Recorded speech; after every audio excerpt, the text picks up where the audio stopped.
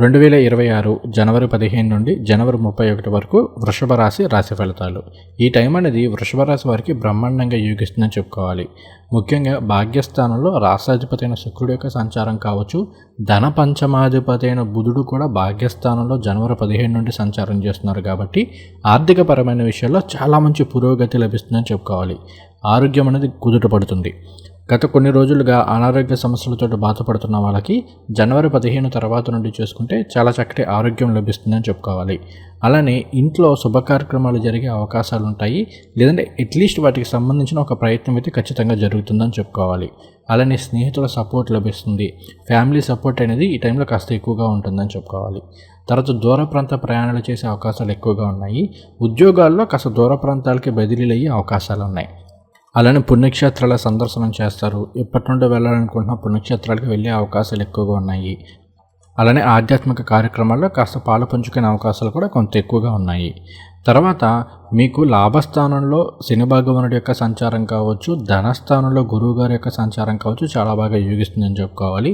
నిరుద్యోగులకి మంచి ఉద్యోగం రావడానికి కొంత అవకాశం అయితే ఉంది. కాకపోతే ఇక్కడ ఏమవుతుంది అంటే కొన్ని ఆటంకాల తర్వాత మాత్రమే పనులు పూర్తవుతాయి. అంత సునాయాసంగా అవుతాయని చెప్పుకోవడానికి లేదు, కానీ చిన్న హడుల్స్ తర్వాత అవుతాయి. వ్యాపారస్తులకి చాలా బాగుంది.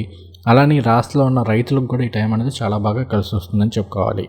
తర్వాత 9వ స్థానంలో మనకి రవి, కుజ, బుధ, శుక్రులతో పాటుగా జనవరి 19, 20 తేదీల్లో చంద్రుడు కూడా మనకి భాగ్యస్థానంలోనే సంచారం చేస్తున్నారు. పంచగ్రహ కూటమి అనేది ఏర్పడబోతుంది.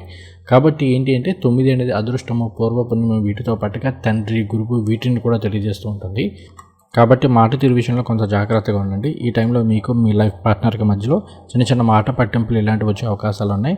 లేదంటే మీకు మీ తండ్రి గారికి కావచ్చు, లేదంటే తండ్రి సమానులతోటి కావచ్చు చిన్న మాట పట్టింపులు ఇలాంటివి ఉండే అవకాశాలు అంటూ ఉంటాయి. అయితే ఈ టైంలో ఏంటి అంటే పార్ట్నర్షిప్ బిజినెస్లో బాగా యోగించే అవకాశాలు ఉన్నాయి.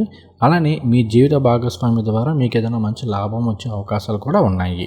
కాస్త అదృష్టం కలిసి వస్తుంది మీ జీవిత భాగస్వామి ద్వారా. ఖర్చుల విషయంలో కొంత జాగ్రత్తగా ఉండండి. ముఖ్యంగా ఈ టైంలో ఏంటి అంటే సరదాల కోసము, వినోదాల కోసము అనవసరంగా డబ్బులు ఎక్కువగా ఖర్చు పెట్టేసే అవకాశాలు ఉంటూ ఉంటాయి. కాబట్టి ఈ విషయాల్లో కొంత జాగ్రత్తలు తీసుకోండి.